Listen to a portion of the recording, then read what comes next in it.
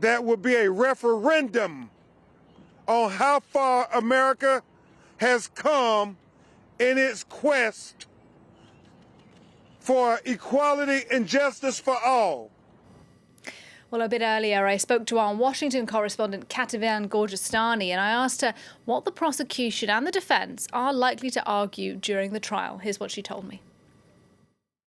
The focus is definitely going to be on the cause of death, because that will determine very likely the outcome of this trial. Now, the prosecution is obviously going to try to make the case that Derek Chauvin was directly the cause of the death of George Floyd. They're going to focus on that video that was seen around the world of the former police officer kneeling on the neck of George Floyd for nearly 8 minutes. They're going to point out that the officer kept his knee on George Floyd's neck even after George Floyd was unresponsive. They're also going to use the medical examiner's report, a report that states that this was a homicide and the cardiopulmonary arrest was a result of that restraint, of that neck compression.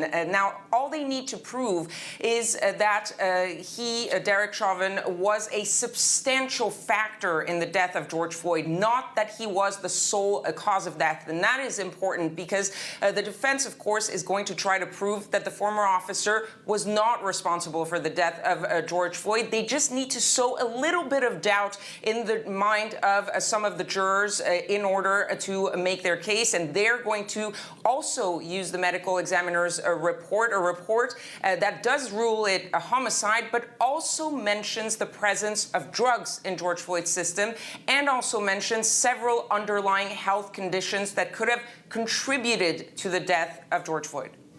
Chauvin, gorgeous Dani for us there.